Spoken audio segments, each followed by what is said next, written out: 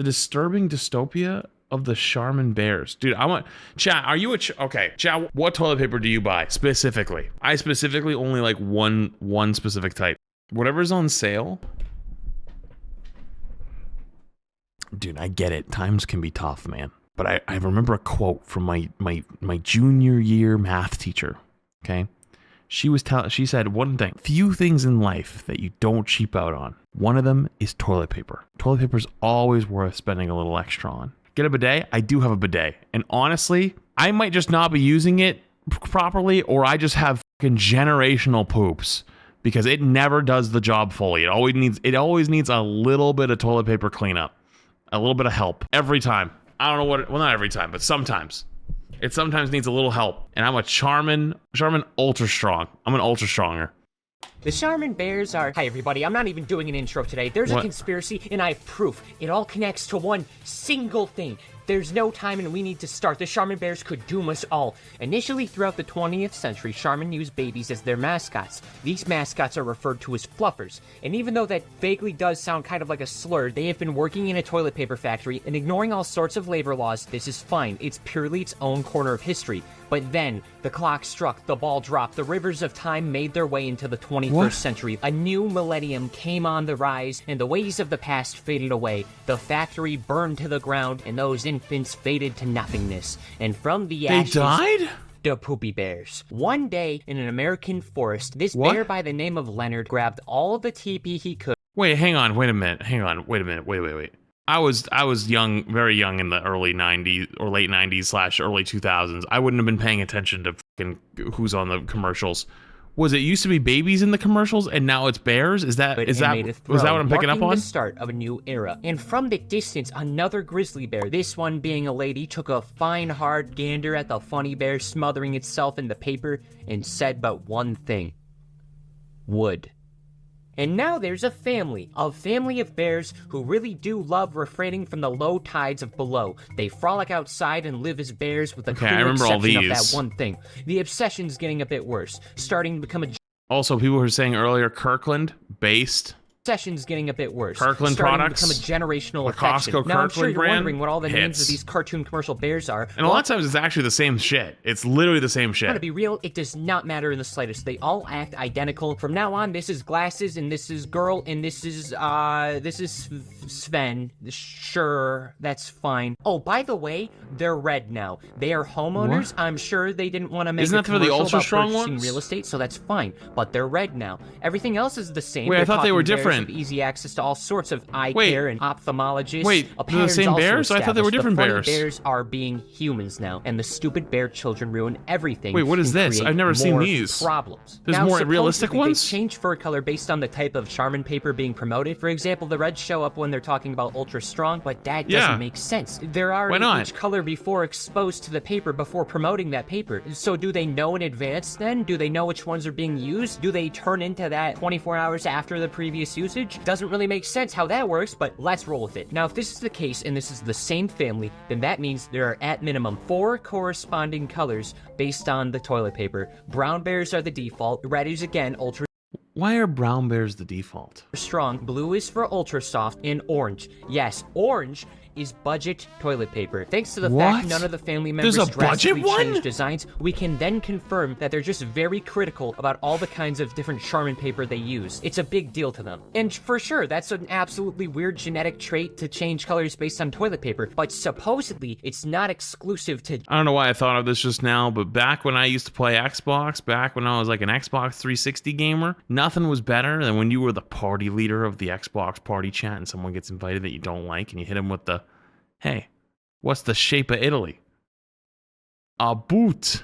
Boom. Just this family. I was able to spot a single brown bear in one of the vacation commercials in the same ad where airport security praises Leonard the dad bear for his taste in toiletries and his faithfulness in Ultra Strong. Then there's additional evidence. One commercial sees Sven and Glasses having their friends over. They're all having an insightful discussion about the utilization of TP for my bunghole. They're saying things like, dude, I love toilet paper. OMG, me too, Sebastian. Just simply based on the idea that kids will inflect the opinions and ideas of their parents upon themselves, this assures the fact every bear at minimum in the Charmin universe, United States, are obsessed with toilet paper to at least some capacity. It is for sure a sign of power. I would assume these bears get paid monthly because sometimes they got a budget and sometimes they gotta buy cheaper Charmin. Okay, cool. That makes sense. Until they turn blue. When Ultra Soft is the subject at hand, they change personality significantly too hard. They contradict themselves. This family isn't the same. This family becomes uncomfortably passionate about Ultra Soft toilet paper. They smother themselves with it. They go absolutely crazy with it. It's disgusting. At times, it almost feels like the parents are having a double affair where they're cheating on each other with the same person. A person who, I might add, is toilet paper. We also have a new family member. Grandma Bear's here, and she only shows up. Let me say that again. She only shows up when Ultra Soft is the paper. This is by far the most common time we see Grandma Charmin Bear. Does that mean Grandma lives longer? Implied she lives with the entire family. So then, how come she only exists when they turn blue? Well, I thought about it. I went through every outcome. What is happening? I don't know. I'm just along for the ride. Of this family and all of the possible. Also, the outlets look like faces. From what I saw, and I could really only come to the conclusion that the blue Charmin Bears are not the same family. This has to be an entirely different family with the same names who also love toilet paper, but otherwise they have different material possessions and livelihoods. But here's the thing, this is still an identical family. Each member is the same. It's just that the red family doesn't live with the Grandma Bear, since she's old and what the hell, the red Grandma Bear is probably dead. May her soul rest well. She's gone. So what about the other colors? Well, the orange bears can go either way. I'm leaning more toward them being separate families on account of their budgeting behavior being different and the dad being typically absent, probably working double shifts while the mom watches the kids. They're on budget for a reason. It's very sad, but it's also very true. That's an argument I'm sticking with. I'll argue they can't afford top quality toilet paper. I don't remember the budget. Bears, however, do actually have the budget commercials. According to the official Twitter, on a post that got 9 likes, Sven wants to be an astronomer. So he's at a science camp in Arizona, and the rest of the family is flying down to give him a surprise visit. And that's why they're missing a kid in this airport commercial, not because they forgot him or something. No, that would be ridiculous. There's continuity in this world. When they're on the plane taking pictures and when they're not promoting the Ultra Strong, they turn brown. Even then, when they're brown, they still promote this stuff. Their definition of promotion differs from our definition to such a capacity. To them, even talking about it at an advertising level is not them promoting it. They just love it that much. When they reach Sven in his genuinely abysmal dorm, his parents drop a care package of way too much toilet paper. Unless they're eating this, 1 or 2 packs would be enough. This is a summer camp. You don't need this much. Okay, cool, we have closure. Sure, everything makes sense. Or that's what I thought. I thought that the Charmin Bears were just 2 to 3 families who have the same amount of people, so that all means at the same ages, who this all is 24-hour like theory, paper. Right? Fine. Until I saw a fake-out commercial. The blue family's watching TV one night, and they see an awful off-brand ad. They hate the other brands. Only Charmin. Buy Charmin products only, they say. This assures the fact that bears and humans coexist to some capacity, but we don't know how much they mingle. Humans are typically used for the adverts or mass-producing Charmin. They're at the mercy of the Charmin economy until 2012 comes up. Up to this point, there was an implication that all the mother bears are stay-at-home while the dads are out at work, and there's finally clear proof of what exactly the dads do while they're gone. They're politicians. When the red and blue dads interact, it is strictly in a professional manner. They are pushing for... You can't do this no more. You can't make an ad like that no more. I ain't gonna go well. Professional manner. They are pushing for their preferred type to be the ones used the most, leading to which one becomes the leading Charmin Bear. I wish I was joking. I shit you not. They do convey real political views. The blue dad wants to take care of the population. I was about to say, they're actually... You know what I mean? Raise literacy rate. The red one's for strength, toughening up, too sturdy, what we already have and become powerhouses. The Charmin Bears are political. Ah, shit, I didn't mean it saying I was an ultra strong only. I didn't mean it. I didn't mean it. I wasn't thinking. I didn't know. This is political warfare. Every instance of the red and blue bears interacting are negative. The red/brown bears and the blue bears are certainly deliberately avoiding any positive interaction with each other. And with this very, very tiny sliver of information, so much can be implied, so much can be assumed with the world, which brings me to my biggest realization of this entire situation.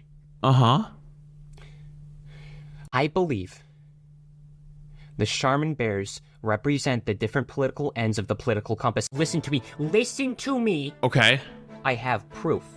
The Red family goes on more vacations. They go outside significantly more often. They are content. They wear actual clothing, not covering the one place that matters. That's probably conservative behavior. That's Republican shit. I wouldn't know. I zoned out in my civics classes. I don't know stereotypes. Now, the blue ones are more so democratic. A huge aspect of liberalism is being more accepting of change, advocating for change. That's what the Google search told me. Last time I checked, encouraging your children to smother their faces into toilet paper sure is an experimental parenting skill. The blues I could have never seen this twist coming. also have their kids working in the Charmin Soft labs to genetically produce even softer paper. This could potentially explain the face rubbing and the kissing of the poo-poo paper. That's probably really common in political comics. The Ultra Soft has hallucinogenics that keep them coming back. This could mean numerous things. Regardless, this is the second time in general that the Bears have gone the extra mile in having their kids grow into successful leaders, with the Reds encouraging their son to become an astronomer, going to a camp across the entire country. But when they visit his dorm, they give him soft paper. Why?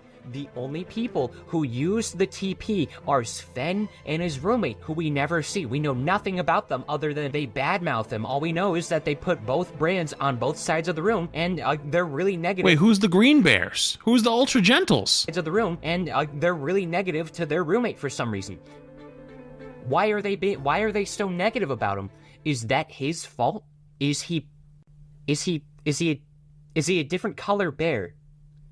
Oh my god, is he the Green Party? Is there nationwide segregation in the Charmin Bears universe? Look, I know all of this is too much, but think about this. Big Toilet doesn't want us to know. Almost all the branding of Ultra Strong and Ultra Soft are color-coded. Is this propaganda? Is this to widen the distrust between the two political parties? I don't care!